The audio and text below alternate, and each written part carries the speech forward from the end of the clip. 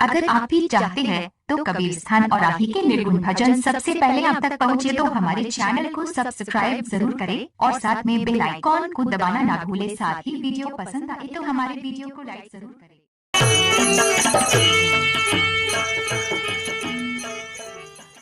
हाँ हाँ, आप भीख मांग रहे थे।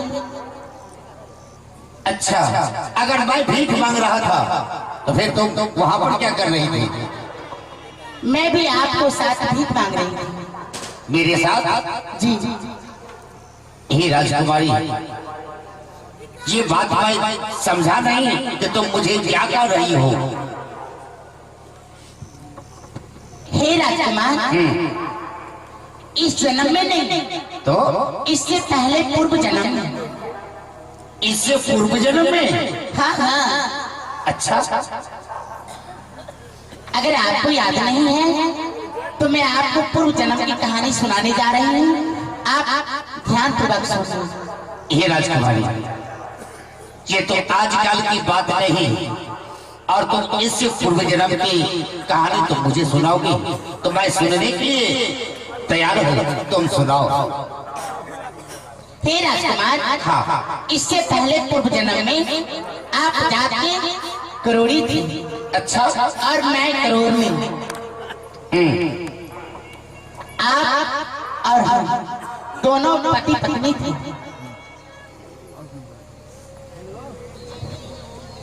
अच्छा, इससे पूर्व जन्म में? हाँ हाँ। ठीक है, तो आगे फिर बताओ।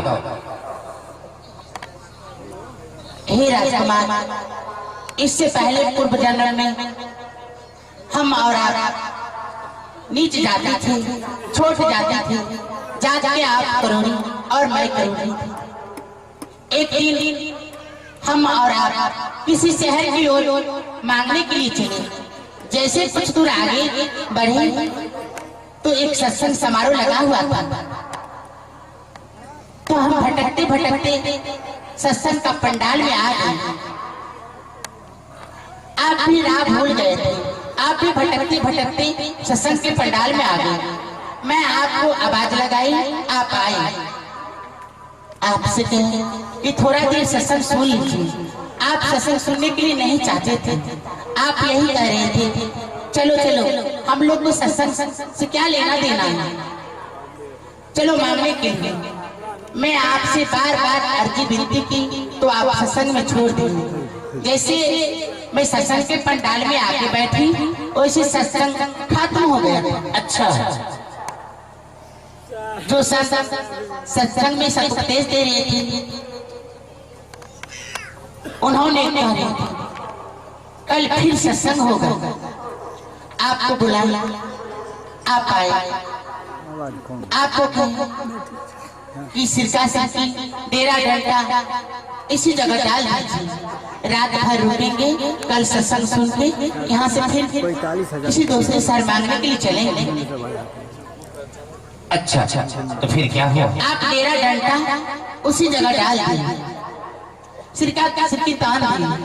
आप कहे यहाँ तो रात भर रुकना है तो फिर खाना को प्रबंध होना चाहिए। तो मैंने आपसे कहा कि सारे सामान ले आए, जैसे चावल दाल तेल मसाला सारे सामान ले आए। आप सारे सामान ले आए। उस समय में खाना बनाने के लिए जा रही थी, उस समय मसाला पीस रही थी। जो साधु बाबा सत्संग में सतुपदेश दे रहे थे, सत्संग कर रहे थे, प्रवचन कर रहे थे, वही साधु बाबा अपना सिरकी के पास बट वृक्ष पर ध्यान लगा के बैठे हुए थे। मैं पहचान रही थी और भटक रही थी। मैं आपको आवाज लगाई, आप आए।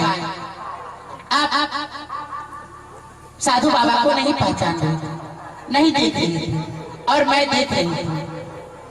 क्या उस साधु बाबा को मैं नहीं देखता? हाँ हाँ। और तुम देख रही थी? हाँ हाँ। अच्छा, तो फिर क्या हुआ? मैं जैसे साधु बाबा को पास गई पूछने के लिए कि बाबा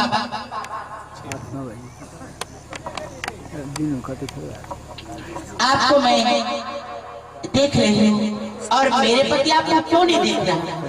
उन्होंने कहा कि देखो, जिस समय मैं अपना शब्द छोड़ रहा था, उस समय तुम्हारे पति अपना कानों को बंद कर लेता था, मेरा शब्द सुनने के लिए नहीं चाहता था, इसलिए मैं उसे नहीं दिखाई पड़ रहा हूँ।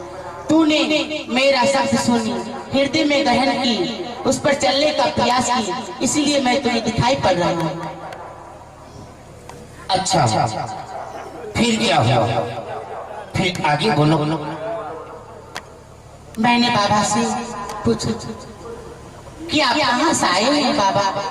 उन्होंने कहा कि मैं सतलोक से आया हूँ। तो मैं बाबा से पूछूं कि बाबा आप सतलोक से आए हैं, सतलोक कहाँ है?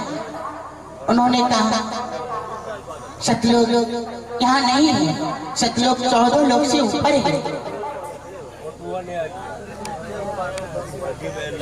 तो फिर मैंने बाबा से पूछा कि बाबा आप मेरे सखी को पास भूखा रहिएगा तो मुझे बहुत बड़ा पाप होगा, आप आदेश दीजिए, मैं आपके लिए क्या भोजन बना के ले आऊं?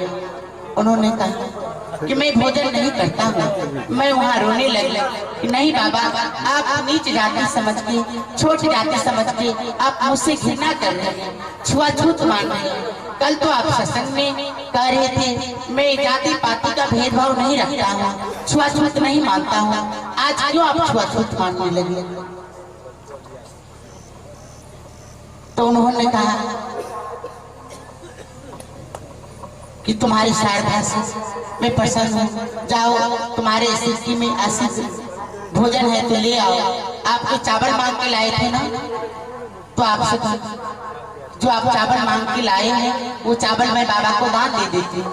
आप कहें ठीक है, जब तुम्हारी इच्छा है कि चावल बाबा को दान दे दो तो दान दे सकते हो। जैसे मैं बाबा को पास गई चावल लेके, वैसे बाबा 56 प्रकार को भोजन बना के दिए। उन्होंने कहा कि जाओ तुम अपना पति को भी खिलाना और तो भी खाना, पति पत्नी मिलके इसे प्रसाद के रूप में पान करना। आपको पास आई, आप वो प्रसाद खाए, आपको जो भ्रम विकबार लगा हुआ था वो खुल गया, जो बात आप नहीं जान रहे थे वो बात जानने लगे। क्या जैसे मैं वो प्रसाद खाए सारी बात जानने लगे? हाँ। अच्छा, तो फिर कहो, फिर आगे क्या हुआ? फिर मैंने आपसे कहा कि आप आज्ञा दीजिए कि जो बाबा को प्रसाद दिया वो प्रसाद खाए, आपको भ्रम विकबार लगा हुआ था वो खुल गया, उस बाबा को मैं जाकर सेवा कर देती हूँ। आप कहें ठीक है, जब तुम्हारी इच्छा है सेवा करने की तो तू सेवा कर सकते हो। जैसे मैं बाबा को पास गई सेवा करने के लिए तो बाबा प्रसन्न हो गए, कहा तू मांगा, क्या मांगी? तो मैं वहाँ रोने लगी कि बाबा मैं आपसे क्या मांगूंगी, मैं तो नीच जाती हूँ, छोट जाती हूँ, कहीं मंदिर मस्जिद गिरजा घर जाती हूँ तो लोग मुझे जाने के लिए नहीं देते हैं, लोग मुझसे घृणा करते हैं, छुआछूत मानते हैं, मंदिर मस्जिद गिरजा घर नहीं जाने देते हैं। लोग यही कहते हैं अगर तुम मंदिर जाओगे तो भगवान छुआ जाएगा। किसी को आंगन मांगने के लिए जाती हूँ भी तो लोग मुझे आंगन से धक्का मार के बाहर निकाल देते हैं, कहते हैं कि तू मेरे आंगन में पाँव रखोगी तो मेरा देवता छुआ जाएगा, आंगन छुआ जाएगा। तो जब मैं इस करोड़नी तन को त्याग करूंगी तो अगले जन्म में ऊंच कुल ऊंचे घराना में आप जन्म दीजिएगा। उन्होंने कहा मैंने तुम्हें ऐसा वरदान दिया, दूसरा वरदान मैं आपको लिए भी मांगा। मेरे लिए? हाँ, मेरे लिए तूने क्या मांगी? आपके लिए यही मांगा। मैंने बाबा से कि बाबा जब इस करोड़नी तन को त्याग करूंगी अगले जन्म में आप ऊंचे कुल ऊंचे घराना में जन्म दीजिएगा, तो अगले जन्म में यही करोड़ीपति होना चाहिए। उन्होंने कहा कि देखो जिस वक्त अपना शब्द छोड़ रहा था उस समय तुम्हारे पति अपने कानों को बंद कर लेता था, मेरा शब्द सुनने के लिए नहीं चाहता था, तो मैं उसे कैसे बर्दाश्त? मैं वहाँ रोने लगी कि बाबा अगर मेरे पति आपको पास नहीं आने के लिए देता तो मैं कैसे आती? न मैं आपको पास आती, न आपको सेवा करती, न आप खुश होके मुझे वरदान देते। उन्होंने कहा कि ठीक है, जब तुम्हारे पति इस करोड़ी तन को त्याग करेगा तो अगले जन्म में उच्च कुल ऊंचे घराना में वो भी जन्म लेगा। तीसरा वरदान, मैंने दर्शन मांगे, उन्होंने दर्शन भी दिया, अपना शरणागत देके आगे का भेद बताया। हे राजकुमार, उतना तो टाइम नहीं है, मैं आपको कहा सुनाऊंगी। इससे पहले पूर्व जन्म में हम और आप पति पत्नी थे, इस जन्म में भी पति पत्नी का रिश्ता निभाना चाहती हूँ। आपको मैं पति रूप में स्वीकार करती हूँ, आप मुझे पत्नी रूप में स्वीकार कीजिए। हे राजकुमारी, तूने तो इससे पूर्व जन्म की कहानी कह करके मुझे भी याददाश्त दिलाती हो, तो ठीक है। इससे पूर्व जन्म में हम दोनों पति और पत्नी थे, और इस जन्म में भी तुम निभाने के लिए चाहती हो, तो ठीक है, मैं तुझे पत्नी के रूप में स्वीकार किया। लेकिन चलो, यहाँ से मैं तुझे गढ़ गिरनार ले चलता हूँ और वहाँ धूमधाम के साथ वहाँ शादी होगा। नहीं नहीं राजकुमार, क्या इसी फुलवाड़ी में शादी होना चाहिए, इसी बात। इस फुलवाड़ियों में? हाँ। हे राजकुमारी, अगर इस फुलवाड़ियों में हम लोग शादी करते हैं, यहाँ कोई सामान उपलब्ध नहीं है, तो फिर शादी कैसे होगा? हे राजकुमार, जो मेरी सहेली है ना, वो मालिक नहीं है, तो वो इंद्रासन से आई है, इंद्र का परी है। अगर वो चाहेगी तो सारे सामान यहाँ उपलब्ध कर देगी। सारे सामान उपलब्ध हो जाएंगे? हाँ। तो ठीक है, अगर सारे सामान उपलब्ध हो जाएंगे तो मैं यही फुलवाड़ियों में मैं शादी करने के लिए मैं तैयार हूँ। जन्म जन्म का साथ है तुम्हारा हमारा, तुम्हारा